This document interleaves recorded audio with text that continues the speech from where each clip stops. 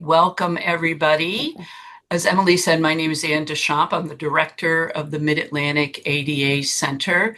We provide training and technical assistance to the Mid-Atlantic region, which is Delaware, West Virginia, DC, Maryland, and Pennsylvania.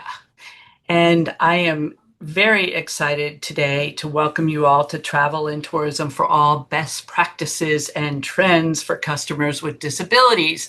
Some of you may remember and may have been in attendance in October of 2024 when we did our ADA conference in Delaware and at Wilmington, Delaware, and on tourism and best practices. So we are really excited today to welcome Craig Kennedy. I had the privilege of meeting Craig when we both were on a webinar for Destination DC, which is a travel organization that attracts people to Washington, D.C., that is trying to prioritize accessibility, which is why they called in me and Craig.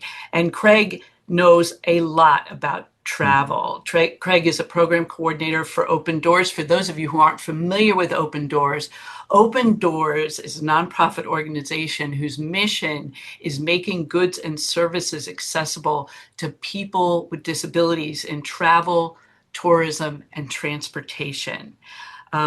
Craig is a trainer and a coordinator, program coordinator, and has more than 20 years of experience working with people with disabilities, disability travel and tourism, and disability rights advocacy and legislation. All the way from Steamboat Springs, Colorado, I would like to welcome Craig Kennedy. Welcome, Craig. We're so glad to have you here to tell us all about the travel industry and the current issues and trends for people with disabilities. Awesome. Thank you, Ann. And it's nice to see you again. And I appreciate you guys having me back. I always love doing these talks because, well, I love to travel. Honestly, you can fly anywhere in the world now in 24 hours, and I honestly think everybody should have that ability to do that. So I want people to get out and travel. I just love travel so much. Um, I'll get started by telling you a little bit about my story. I've been traveling in a wheelchair for over 25 years now. God, I have to be approaching 1 million miles here, which is hard to keep track of because I got a lot of free flights when we're working for airlines and things. But I flew once before I was in a wheelchair, just once. And since then, I've flown, I think, about 800,000 miles. So that's my specialty is flying, but I love to travel. I love the outdoors. And I've traveled, by car, bus, train, plane, cruise ship, a little of everything. I just can't get enough of it. So hopefully this will be a unique perspective for you guys. Um, I am a full-time wheelchair user. I'll be 30 years on March 28th of this year, actually. 30 years I'll be in a wheelchair. And my accident actually happened here in Steamboat Springs, Colorado, where I am. I live full-time these days in Northeast Tennessee with my wife. And I am lucky enough to get to drive back out here for a couple months every year to get my skiing fix. Yes, I broke my back skiing, still my favorite sport, believe it or not. So I moved here when I was 22 years old, 1994, basically to be a ski bum. Had a job waiting tables up on top of the mountain at a fancy restaurant, great money, great restaurant, but you actually had to ski to and from work. So at the end of my second season, after I don't know, a couple hundred days of skiing on Steamboat Ski Area, I on my way home from work with my backpack, which had all my shoes and all my gear in it, um, I skied down the mountain and I took a trail I'd never skied before called Vertigo, ironically. And at the bottom of that run, it flattens out, and then there's a cat road that goes across. So it's a flat spot and then it drops off again. Well, the light was flat, and I didn't see the transition at all. When I went flying, I blacked out, and I woke up to ski patrol asking me if I could move my legs, which is obviously a moment that I'll never forget. It's hard to believe it's been 30 years. But the next week or so was kind of a blur. They took me to the local hospital for some tests, put me into a morphine-induced coma, flew me to Denver, to Stapleton Airport. It was so long ago. They were still building DIA. And then a Flight for Life helicopter over to Swedish Medical Center, where I spent about 2.5 days in ICU because I was pretty beat up. And 2.5 days in ICU before I actually stabilized enough to go in for 10 hours of surgery because I'd broken 10 vertebrae in my thoracic. Thoracic means chest in the medical world. You have 12. I broke nine of them from T3 all the way to T11, which was a burst fracture. So just below your belly button, uh, bone exploded, sending shards into my spinal cord, and that's what caused my paralysis. So I'm a T12 um, complete paraplegic. So para means it just affects my legs, but complete means I don't have any feeling or movement below my injury line, right? So I'm a complete injury, which in a lot of ways is lucky because I don't have um, pain, nerve pain, spasms, that kind of stuff. Actually, for a guy that broke nine vertebrae, I'll be honest with you guys, I feel extremely lucky. It could have been a lot worse, but I have a very high quality of life that I'm very proud of. And what I usually talk about here is what was the most difficult thing for me, because that's always a question that people ask. The most difficult thing for me was finding my independence again. Most people don't experience that loss of independence until, you're much later in life. Maybe your kids have taken the keys away from you. You can't drive anymore. But most people don't experience that, until later in life. And I experienced it in my early 20s, and that was difficult for me. So I fought very hard, worked really hard for my independence. So when I travel, I don't want to have to worry about that stuff, right? I want to be independent, and I do. I travel around the world independently, and there are a lot of challenges. But that is the biggest thing for me is holding on to my independence, and that's why accessible destinations and transportation and airplanes and all this stuff are so important to me because that's my independence, right? And I don't want to have to ask for help if I don't need to. So that's my story. And I will say at the end here when we do questions that I'm an open book. You feel free to ask me any question you want. This is a learning opportunity for a lot of people, and I will answer any question that you have. If, any question you've always wanted to ask a guy in a wheelchair, but you're like, oh, I can't ask that question. That's too embarrassing. I'm the guy you can ask. I grew up in New York. I got thick skin. So where have I been? I've been to all 50 states. I've been to more than 50 national parks and monuments in this country. I've been all over Europe, England, Spain, Scotland, Ireland, Italy, Germany, Belgium, France. I've been to Dubai a couple times, the Netherlands, Mexico, Canada, Dominica, Trinidad and Tobago, Chile, Dominican Republic, Puerto Rico. I may have missed a couple, but like I said, I love to travel. So the fact that I found a job where I get paid to travel is pretty cool. So a lot of experience, like I said, traveling around the world, and I just love to travel. So how do we make travel accessible for everyone? I mean, let's be honest, there are so many different types of disabilities, and even within each type of disability, everybody's different. It's nearly impossible to take care of everyone's needs, right? So I usually like to start with the basics.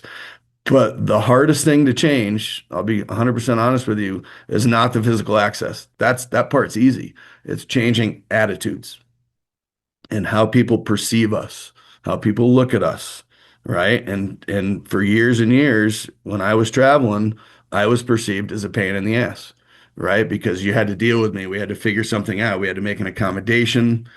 We had to change something just right, just to accommodate you. And that is slowly changing, which I really appreciate. We have these market studies at Open Doors, which I'm going to give you some stats here in a minute, that have hopefully change the way people perceive the disability travel market and the actual travelers with disabilities. Because in the past, where we were a pain in the ass and something that you had to accommodate, nowadays people are starting to see there's money in the disability market, and there's plenty of money in the disability market, right? I think the biggest misunderstood fact about people with disabilities is how many people with disabilities there actually are in this world because you don't see people with disabilities in mainstream advertising, hardly at all. Every once in a while, you see a wheelchair in the background or something like that, but you don't see it. It gives a false impression that there's really not that many of us out there, when in fact, it's about 1.3 billion people worldwide. Yes, billion with a B. That's about 25% of the world's population has some kind of disability. So if we're not, as a business, catering to the disability market, we're missing out on a lot of money. We call travelers with disabilities the largest untapped tourism market in the world, right? A lot of people have traveled once, had a bad experience, and they're not going to travel again. And some people have never traveled because they've heard the stories, trouble that people have had when they travel, right? So there are a lot of people with disabilities out there. Some numbers from our study. We have a disposable income, people with disabilities. We have power in numbers of over $25 billion a year, right? And you know, one of the things I always like to point out, like I said, forget that it's the law, forget that it's the right thing to do. Because when I started my consulting business, that's what I was telling my friends. They're like, we don't care, is it going to make us money?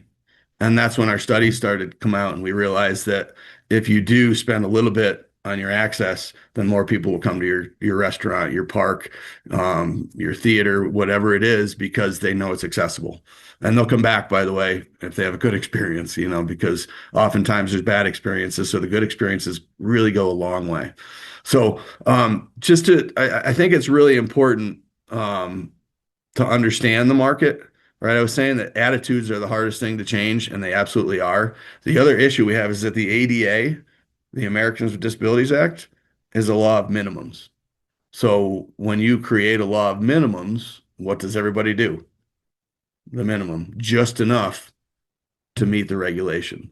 And honestly, if you remember one thing from today, that I said, I hope it's that we need to do more than the minimum, because that doing the minimum makes you accessible and you may or may not have a good experience, but going above and beyond shows people that you actually want them to come to your business. And I think that makes a world of difference. So just some quick stats from our most recent study that came out last year. General travel in the last 2 years, 25.5 million travelers with disabilities have taken a total of almost 77 million trips and spent almost $50 billion. So that's $25 billion a year being spent by the disability market just here in the United States. So if that doesn't open your eyes, I'm not sure what will, but the numbers are increasing as well, because there's always going to be more people with disabilities. There's never going to be less. We have one of the top 4 or 5 largest aging populations in the world, and with age comes disabilities, right? Whether we admit it or not as we get older, but with age comes disability. So more and more people are going to get out there and travel, right?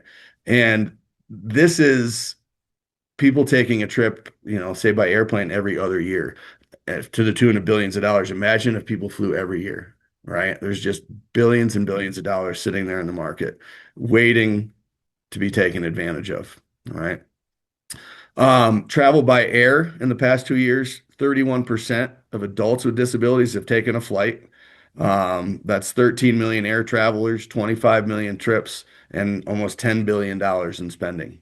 I know I saw there were a lot of hotels and other people representing other places in here. So for accommodations such as hotels, motels, B&B, bed and breakfast, short-term rentals, etc., in the past 2 years, 50% of adults with disabilities have taken a trip that includes a stay in accommodation. So we're taking trips, we're staying in hotels, 20 million travelers taking 40 million hotel-based trips, right? And each traveler spending about $125. So that's real money. People with disabilities are traveling. Their favorite way to travel, in a lot of cases, is by cruise line, because the cruise industry has really embraced the disability community. Some of these ships have 30, 40 accessible cabins in all different classes of service as well. And everything on the ship is accessible, very accessible. So 13% of adults with disabilities have actually taken a cruise, and they're spending 18 to 20 billion dollars on fares and about $3 billion on excursions. So where are they going once they get off the boat? All right. So I want to move on from the stats, because stats are boring, but hopefully you guys can kind of see the value of this market and again, why it's so important to be not only accessible, but a little bit above and beyond it, and welcoming to travelers with disabilities. Next, I want to talk about what are the most common reasons people with disabilities don't travel, right? And some of these are absolutely the same as people without disabilities. For instance, the first one right now is cost, right? Inflation's gone crazy the last couple of years, so cost is prohibitive for people. And a lot of people with disabilities sometimes are on fixed incomes and that kind of thing. So cost is important. They've had a bad experience. Boy, and bad experiences can come in all different forms, right? Doors not being accessible, ramps being too steep, um, hotel um, hotel room showers. I've seen brand new showers. They remodel a bathroom and it's a tub and there's a bench on one end of the tub and on the other end of on the other wall where you can't reach the controls are the controls for the shower.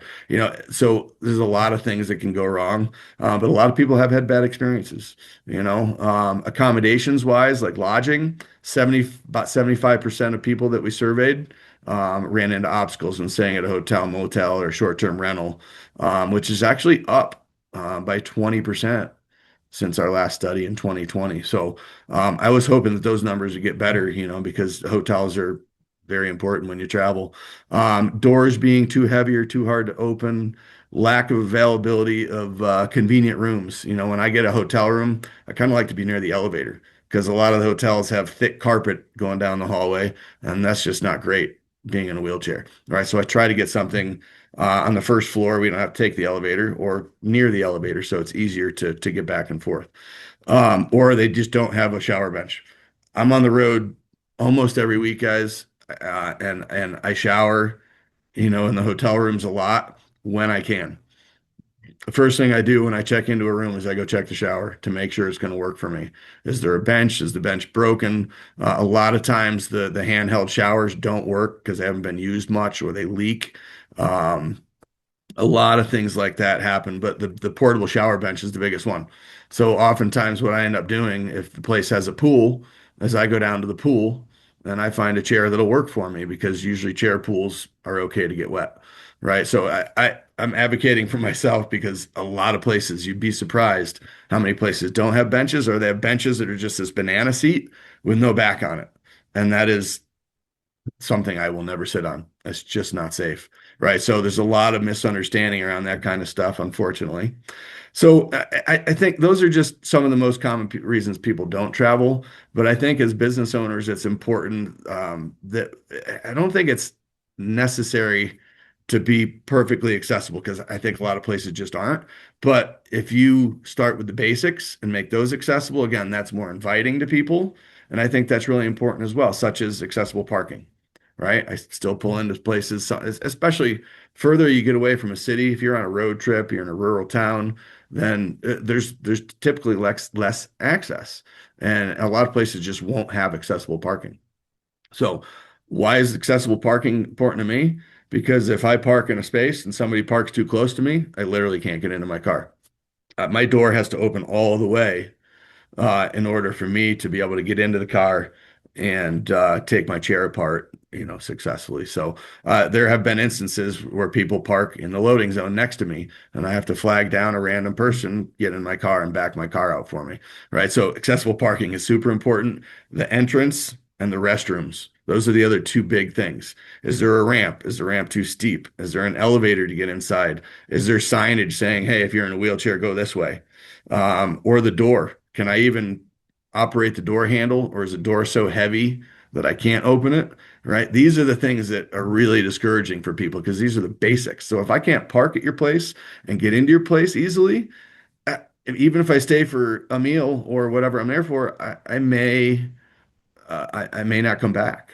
Right? So that's something to think about as well because I told you when I have an issue, I just won't go back to the place. That's how I make my statement. I will actually tell them, why, but if I have a good experience, I tell all my friends, right? I always say the disability community is like a small town, right? A lot of us know each other for one reason or another. We've been in the same circles, whatever. So when I have a great experience, I tell everybody, right? When I have a bad experience, I don't tell everybody, but I try to help that business become more accessible.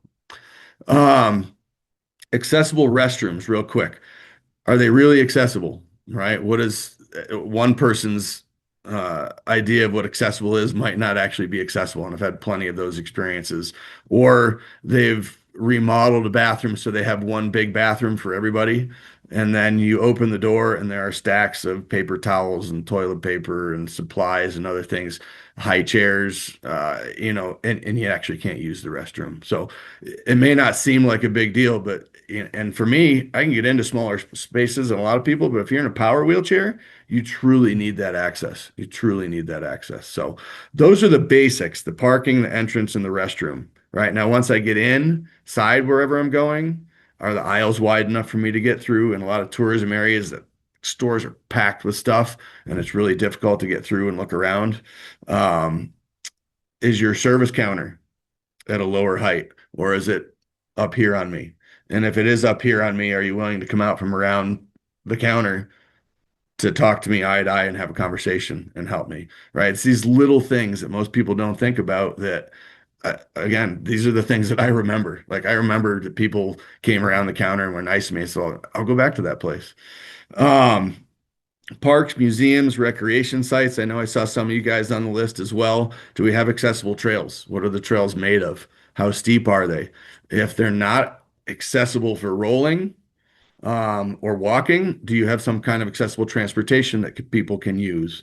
And can somebody in a wheelchair get into that transportation? Are the exhibits accessible, right? Are they approachable? Somebody who has low vision, can I approach something very closely so that I can have the same experience somebody else can from further back, right? Is there an upstairs to your museum that's not accessible and it's a historic building, right? So those exhibits, we take those and we make a video of them that we can show downstairs, right? So that everybody can have the experience. Well, all this is about is equality, right? Again, when you guys travel, you want to be independent. When I travel, I want to be independent. That's equality, right? I want to be able to do it just like you guys can.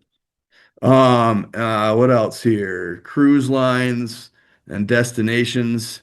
This is a big one for me. I've been on a few cruises and I have to do a lot of work on the excursion side to make sure that it's accessible. I would love to see the cruise lines and that whole industry working closer with destinations, to make sure that they've got options for people. Right. So we talked a little bit about the need to go above and beyond what the law requires. So how do we do that? Right. If you're required to have two accessible parking spaces and you're a busy place, add a third one. Right.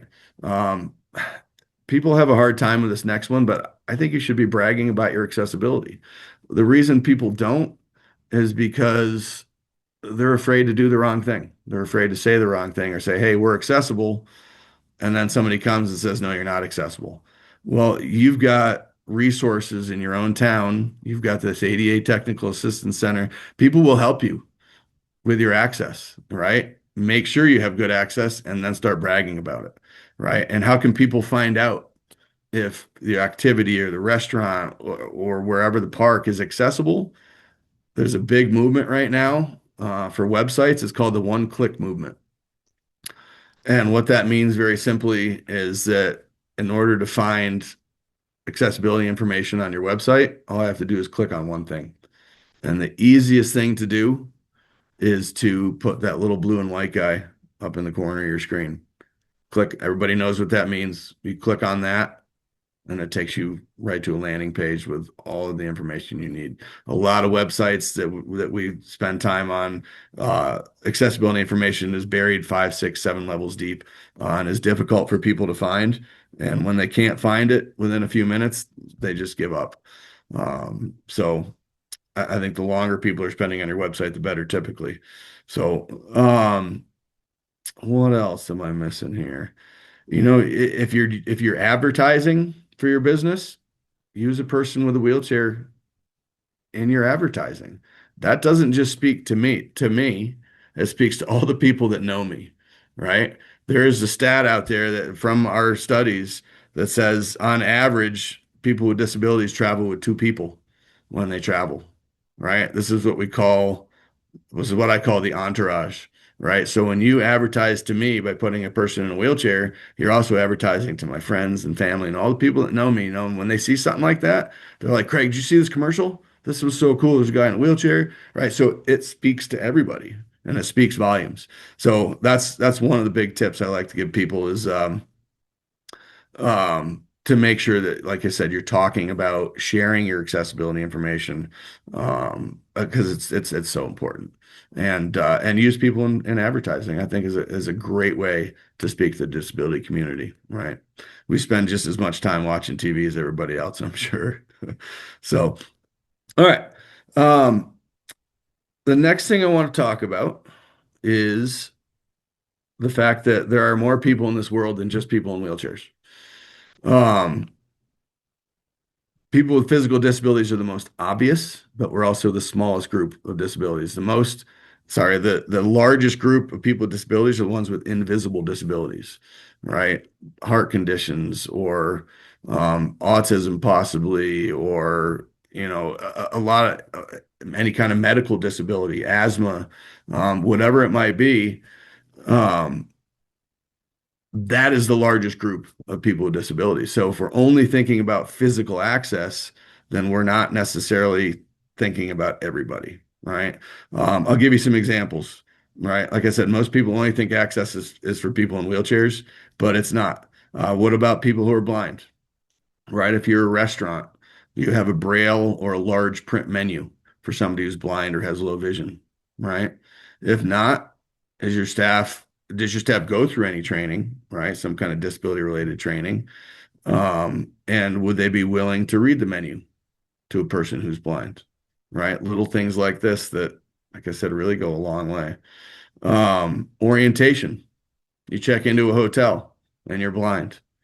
If it was me, I would want to know where everything is, right? When you give a person who's blind an orientation to your business, it helps them be independent. And most of the people I know that are blind are really independent and, like I said, really proud of it, just like I am. And it takes a lot of work to be independent as a person who's blind. So giving them that orientation gives them that visual experience, and it also um, um, gives them that ability to be independent, right? If you tell them where things are, they'll count steps, whatever they need to remember how to get back to that place, right?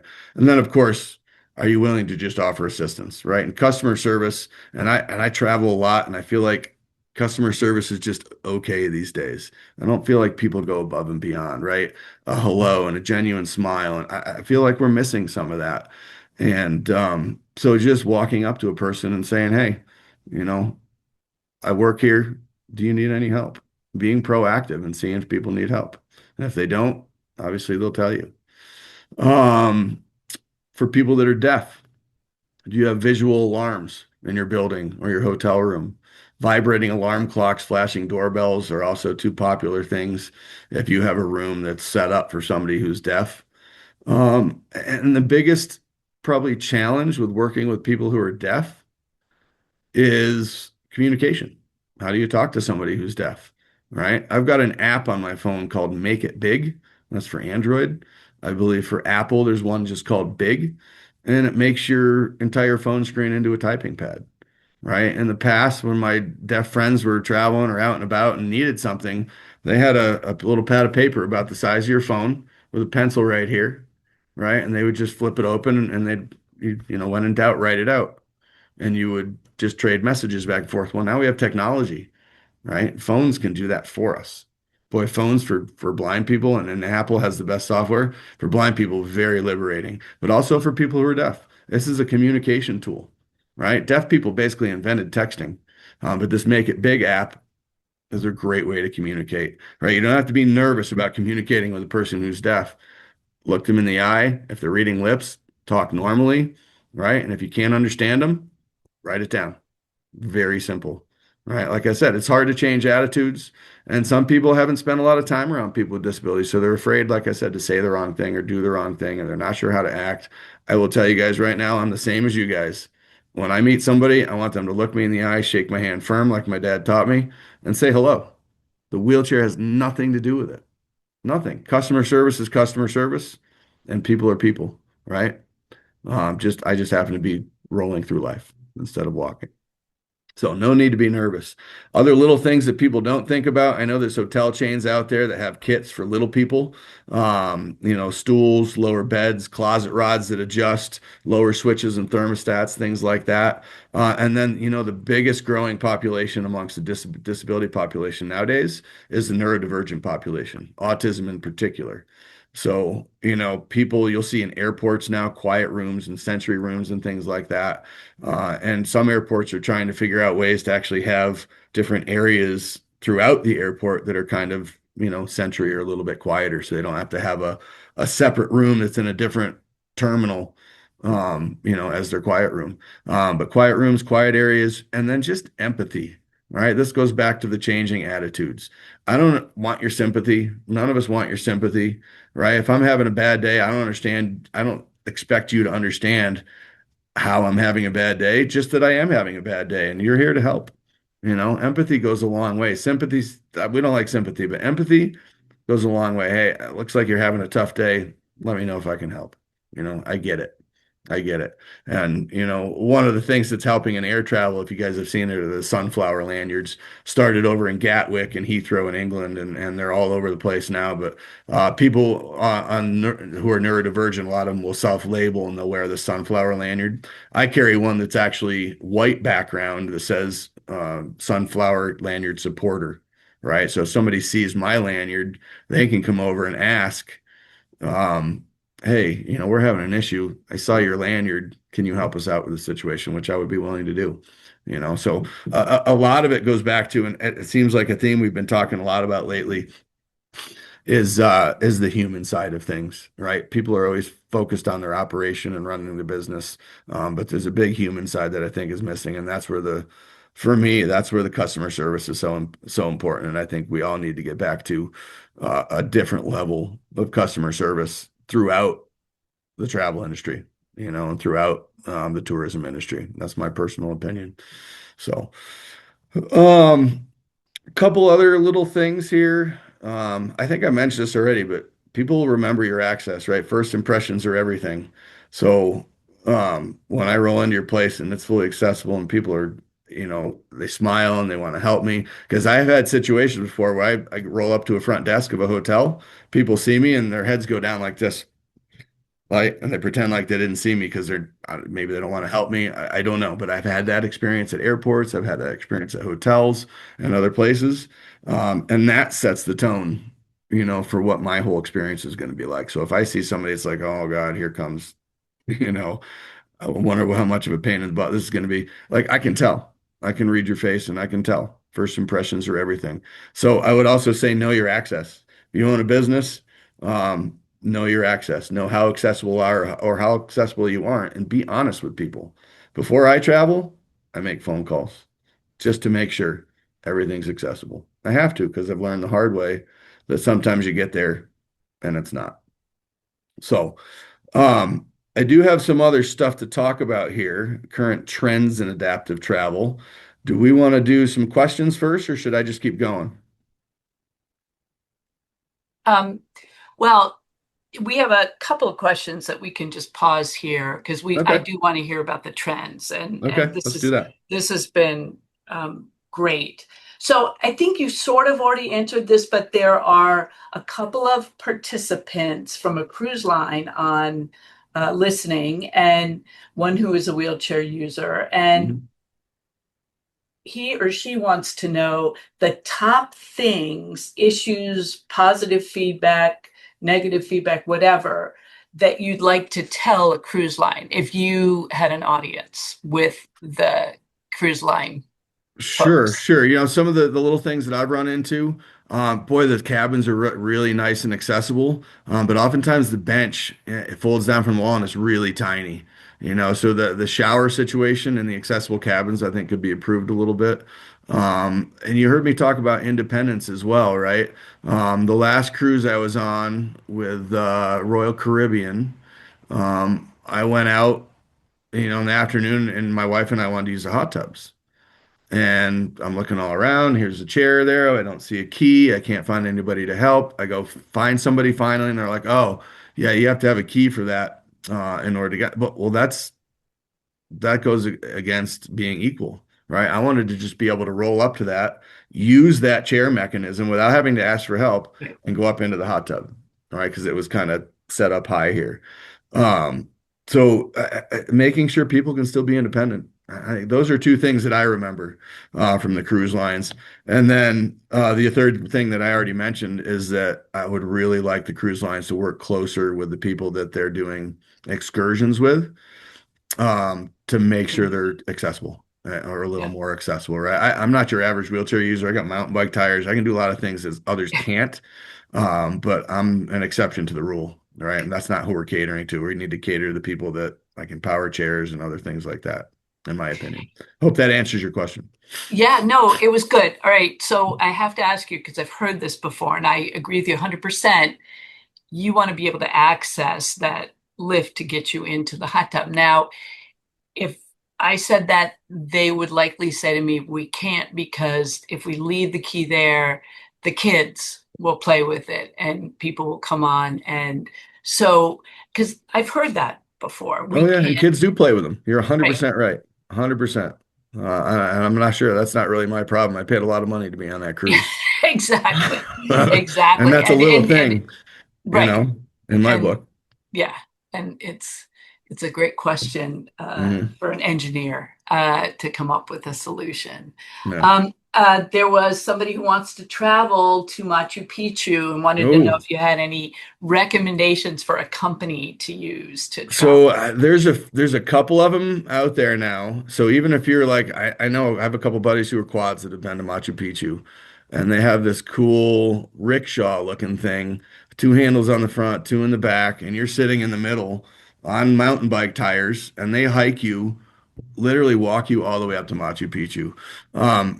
Off the top of my head, I don't know what they're called. You'd have to do a Google search, but I guarantee you will find at least two companies that will take you to Machu Picchu, in this wheelchair apparatus. It's pretty awesome. Wow, Yeah. that does sound pretty awesome.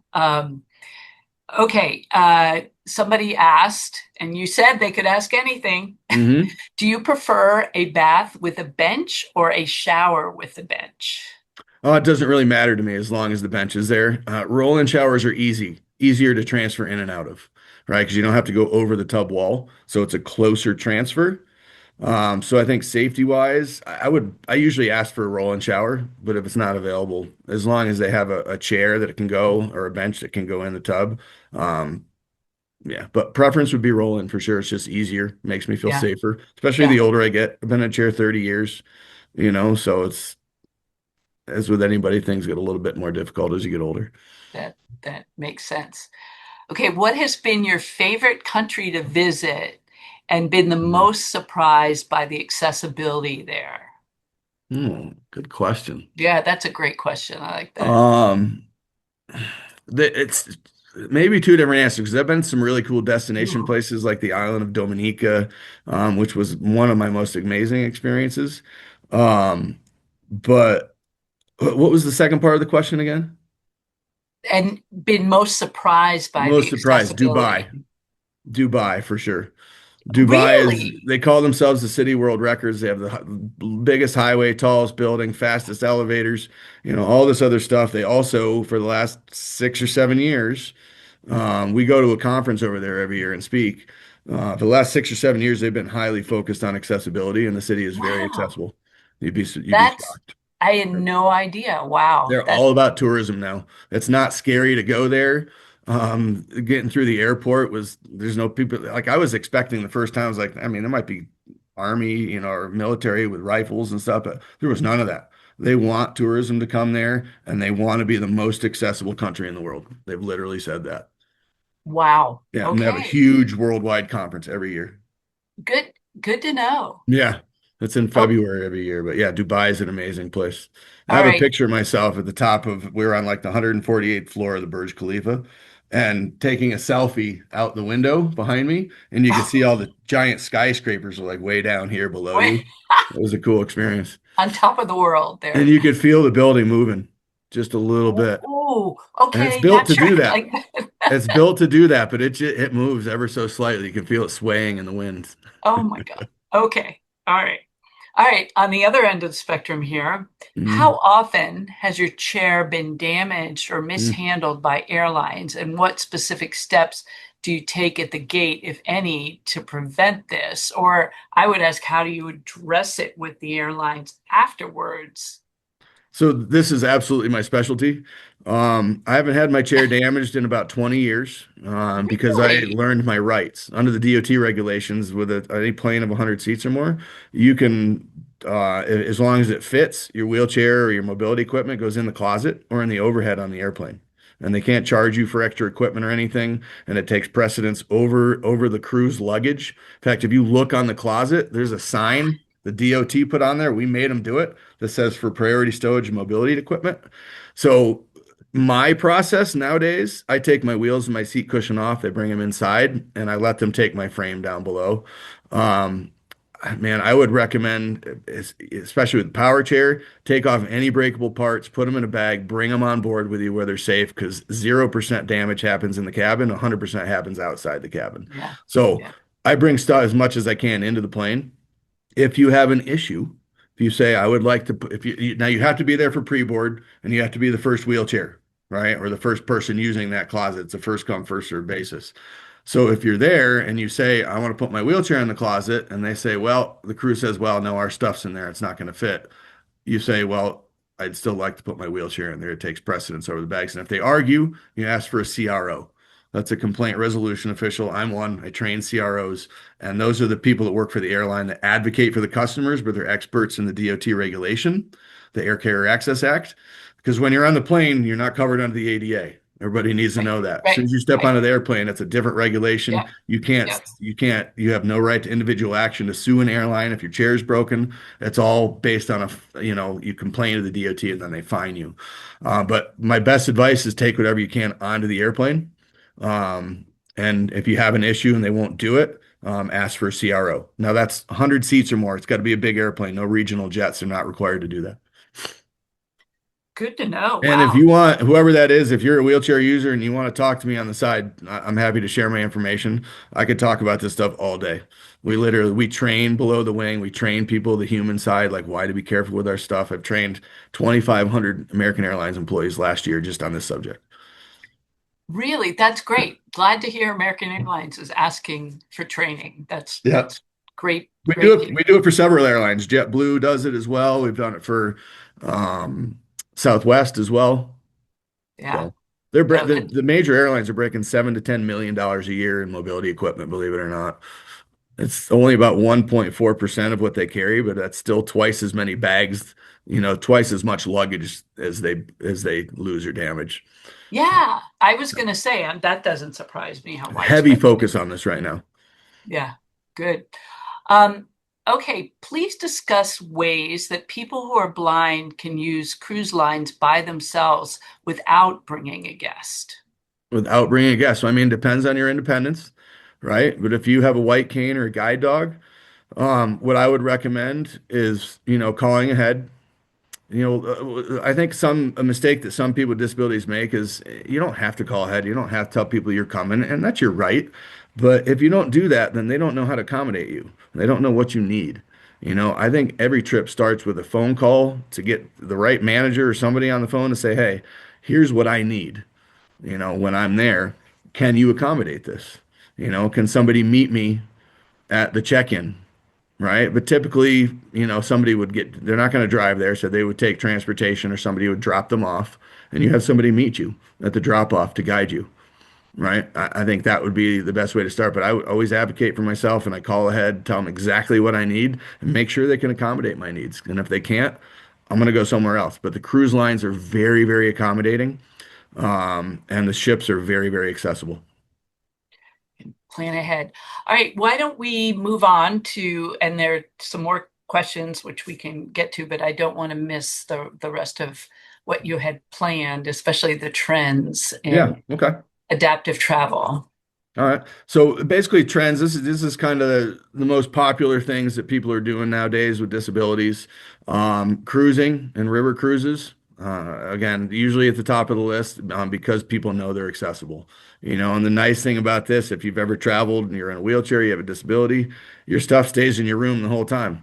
If you're on a European tour in 4 different countries, you're in 6 different hotels. That could be a pain in the butt, to drag your stuff around on a ship. It's all right there in one place, and you're just Mhm. getting off in the different countries and your different destinations and doing your thing. And you don't have to pack your stuff up every couple days, which is kind of nice. Yeah. Viking Cruises is one of the more popular river cruises that river cruise companies that's out there right now. I know my in-laws have gone with them 6 or 7 times. So it's some cool places. Um, Air travel, again, we are busier than we've ever been. There's more people with disabilities than ever traveling this year. We're finally back to pre-COVID levels. So we talked a little bit about the ADA versus the ACAA. If you are a power chair user and you're worried about your chair and it's not custom, you just need a power chair, I would recommend looking into these lightweight power chairs and scooters that they have. They're like $4,000 or $5,000, sometimes cheaper, but they're lightweight. They run on lithium-ion batteries, which you'll have to take into the cabin with you. But they're easy to travel with, right? And they fold up and fit in the trunk of a rental car. And if it gets damaged, it's not $30,000, it's a few $1,000s. So that's something to look at. There's a lot of different power assists like smart drives, for Yeah. manual wheelchairs now. If you're in an airport, I will tell you right now, especially older travelers who don't use a wheelchair or mobility device in everyday life, you get to an airport and well, airports are disabling. It's a disabling environment, even people without disabilities. Long walks, not enough places to sit. So a lot don't be afraid to call ahead and say, "Hey, I need wheelchair service." You show up a couple hours early, you sit down in a wheelchair, they take you, all the way to your gate. They'll check back on you every 20, 30 minutes, stop at a bathroom, stop and get a snack if you need to. But it's a great service. It really is. And it's getting busier and busier. We're seeing that need for that growing as well. What else? Accessible cities. The most accessible cities that I know of in the US, Las Oh, Vegas. that's a great question. Great question. Las Vegas, right? Although I've heard Las Vegas is struggling a little bit because the lack of Canadians coming down. Somebody told me that the other day, but very, very accessible. They learned a long time ago that they needed to be accessible because they had a lot of older travelers coming there. But it is one of the most accessible cities in the world, and I've been there a bunch of times. Um, Orlando, same thing. Orlando, Disney, that whole area. I'm going to be in Orlando actually at the end of this week.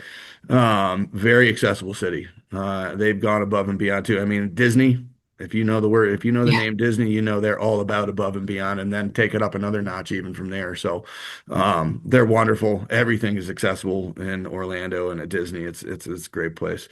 Denver.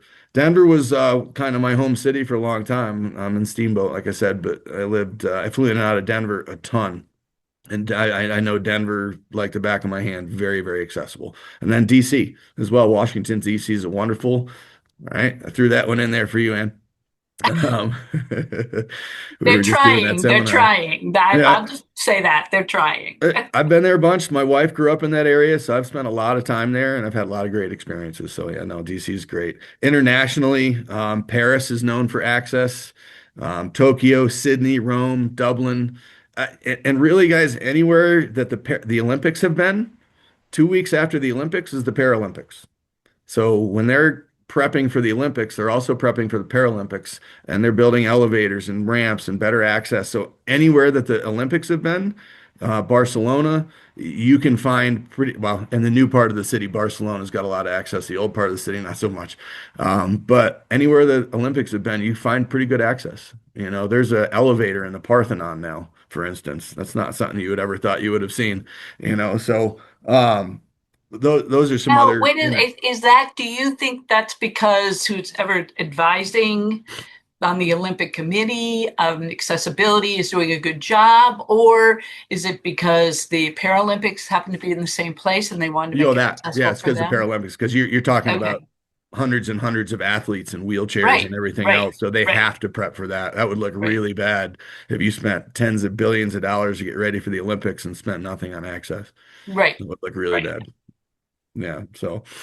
What else? Basically, the bigger the city, probably the better luck you'll have. Although I grew up in upstate New York and I've been in New York City a whole bunch of times, and I still worry about riding the train. I've gotten stuck twice after midnight at Times Square South trying to come back from a Yankee game to my hotel, and I get there and the elevator's broken.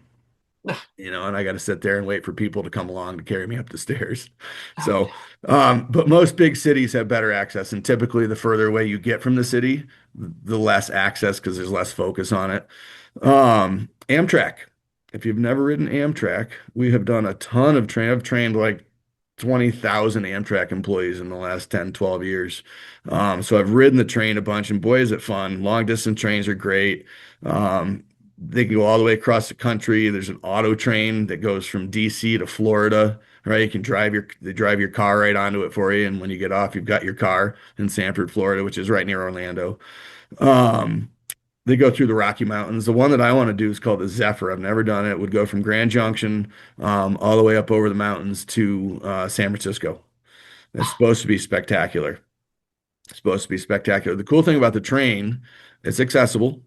They have spent couple $1 billion in the last 10, in the last, yeah, 8 years on improving access to the platforms, the trains. They have new trains with bigger bathrooms. Eventually, they're going to have elevators in the trains so you can go up to the observation car or the dining car and have dinner.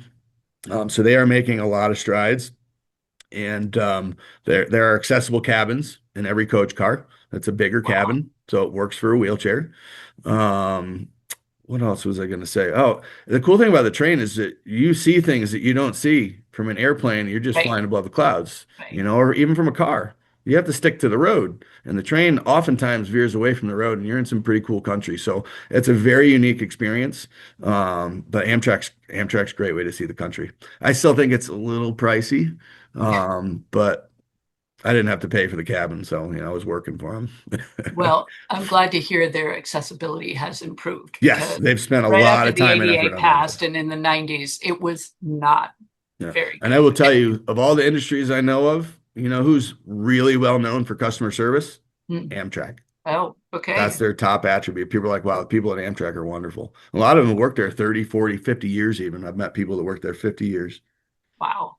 Yeah. Um, Lots of people are asking where they can get the statistics you mentioned. And I did drop a link into to your website with the report, but Mhm. I think they're interested in the basic statistics, not necessarily the full report that you have to pay, you know. Yeah, no, I can send you a like a press version kind of thing, That would be kind of a great summary. I'd be because happy to share that with you the guys. the basic statistics that you were Yep. saying, I think it's so helpful for advocates and people working within tourism organizations who want to advocate more attention be Yeah. paid to Yeah. accessibility.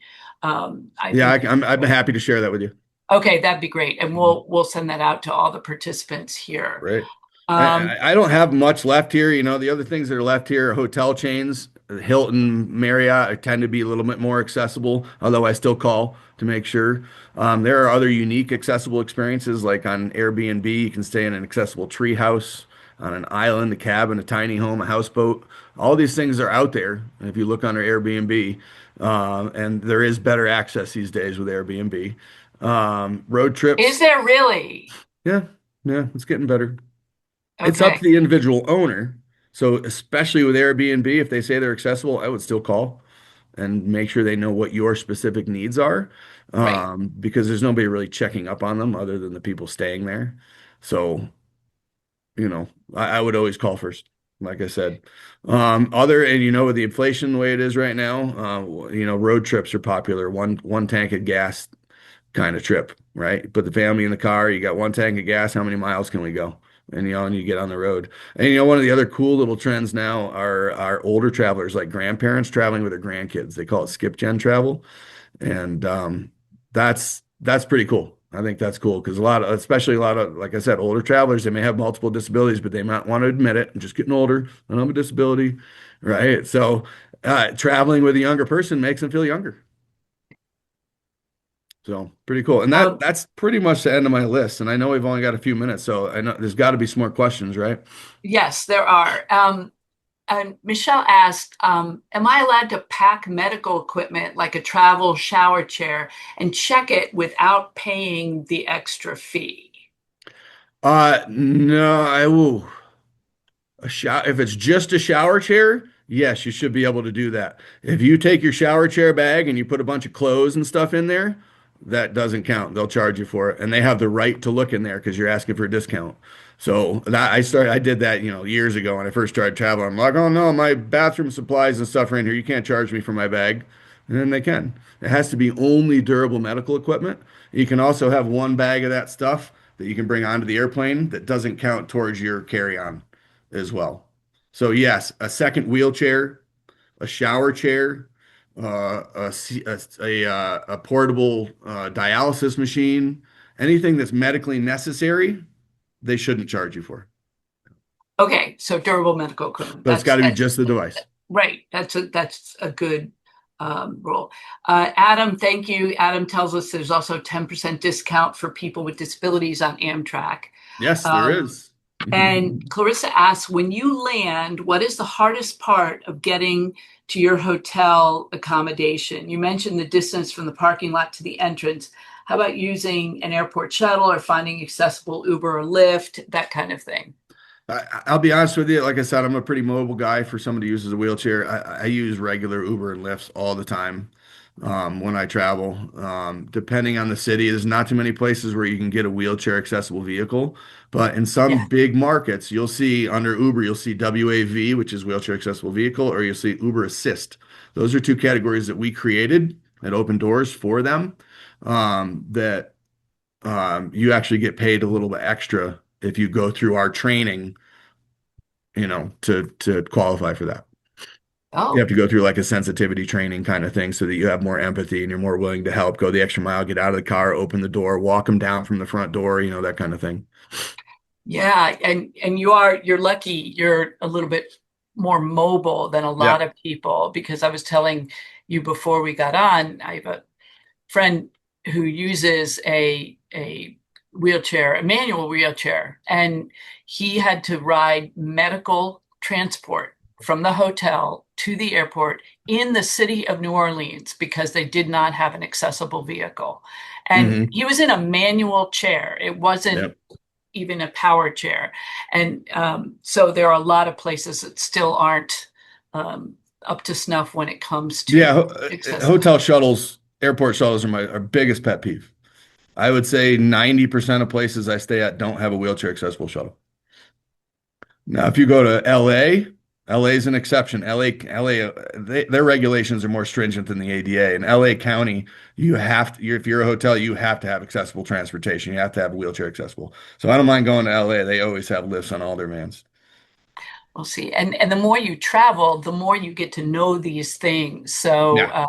Yeah. that kind of information is invaluable for people with disabilities. And I think, yeah, it's hard to hear that you always have to call ahead, especially 35 years Mhm. later. And I love the reminder that you gave everybody that the ADA is the minimum, Yeah. and people hesitate to do more than the minimum, which is why we like to make the argument for the money argument. Hmm. I mean, Hmm. accessing this untapped industry, because it's really Yeah. not about ADA compliance. It's about attracting more people to come to your destination and making more money. Show me the And money. yes, exactly, exactly. So then, and there is a lot of money out there, as you well know. So Mhm. we Yeah. have unfortunately come to the end of our time. Craig, this has been fabulous. A lot I'm of glad you enjoyed it. positive Good. comments. Good. It's great. A lot of positive comments, a lot of great. And I really have to say I love the way that you qualify your experiences based on your disability. And Yeah. obviously other people with different disabilities are going to have other experiences too. And you talked about some of those as well. Yeah. But there's such a wide range of disabilities that you've talked to one person with a disability about traveling, you've talked to Hmm. one person with a disability, but I'll put my email in the chat here. great. I was going to ask you if you wouldn't mind doing that so people who wanted to follow up and communicate with you nfp.org. directly. That would be great. We will send out the information that Craig sends to us with the statistics that he talked about at the beginning in when we send out um, the the link to the archive. I Or put my phone number in there too. okay, all right. Oh, okay, okay, great. There, Craig at Open Door. Okay, Yeah, good. Craig at opendoorsnfp.org, and then my phone number's down there, 970-846-9859. And we're Open Doors Organization if you want to look us up online. Yes, a great organization, and making uh, travel accessible. Well, thank you, Craig. You're Thanks. We welcome. hope you will come back. Obviously, there's a thirst for this information out there, and it's always popular. So, having said that, thank you all for attending today. Please don't hesitate any ADA questions. Thank you so much, Craig. It's so great to Mhm. see you again, You too, and Ann. Thanks. happy travels. Happy travels.